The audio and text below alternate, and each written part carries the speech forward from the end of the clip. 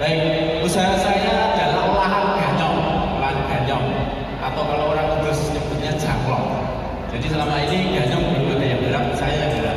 Saya olah jadi gapit, saya olah jadi basrek, dan bisa juga jadi jenang khas. Nah seperti itu Gus. Produk saya adalah gapit, ganyong, dan basrek. Baik, terima kasih atas waktunya. Pertanyaan saya diinspirasi ya gini. Jadi saya sebagai warga Kudus gini Gus Muhaimin ya, ini luar biasa. Saya ada di panggung dengan orang besar dan sejarah untuk keluarga saya. Terima kasih tepuk tangan untuk saya dan untuk Gus Muhaimin. Luar biasa. Baik, saya sudah lama mengikuti Gus Muhaimin ini, muda, optimis, berani. Yang paling penting itu saya pikir ini tepat untuk menyampaikan aspirasi saya. Jadi di Kudus ini kalau saya lihat kelompok UMKM ini kendalanya hampir saya pastikan bisa dirasakan oleh banyak orang. Persoalan permodalan. Kalau disebut farang tadi masalah permodalan ada yang syaratnya tidak pakai agunan, itu bagus sekali. Tidak pakai aksiran, tapi kayaknya mustahil. Kecuali juga. Nah, di Kudus ini gini Gus. Jadi kalau UMKM seperti kami ini tidak punya orang dalam kaitannya dengan supaya bisa dapat program-program yang tanda kutip agak gratisan atau mungkin lebih ringan seperti itu sulit sekali. Dan kalau kami melihat atau saya melihat dari beberapa yang dapat itu, tentunya dari ikatan pemerintah ya, maksudnya dari dinas-dinas seperti itu, orang-orangnya sama, lingkarannya pun sama. Makanya kemudian saya pikir ini adalah perlu sebuah perubahan, keadilan, kesetaraan. Nah,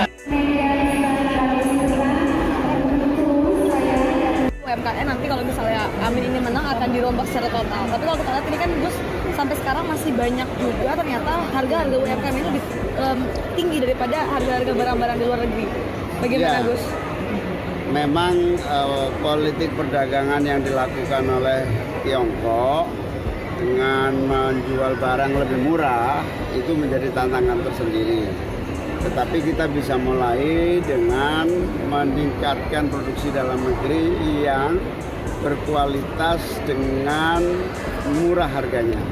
Itu tidak mungkin sendiri, tetapi juga harus bantuan dari pemerintah. Karena apa? Harus agak massal. Kalau sifatnya massal, yang dilakukan oleh Tiongkok itu jumlahnya besar, maka harga margin keuntungannya kecil tapi jumlahnya besar massalnya. Itu strategi yang bisa kita contoh. Kita bisa semacam mengikuti dengan modifikasi konteks keindonesiaannya.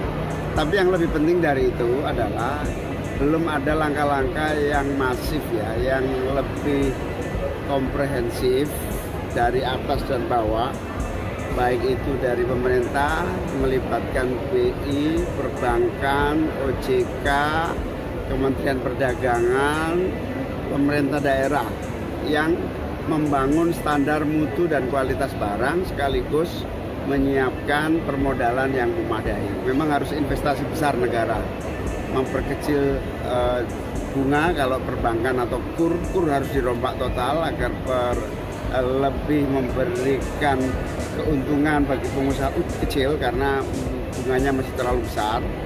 Yang kedua, kita juga harus berani menginvestasikan kepada mengganti posisi rentenir aja berani tanpa agunan kok gitu loh. Rentenir aja berani tanpa agunan. Karena apa? Karena ada kontinuitas yang terjaga. Itu yang harus diambil peran oleh pemerintah. Ikuti update terbaru dari sosial media Tribun Jateng. Download Tribun X sekarang, menghadirkan lokal menjadi Indonesia.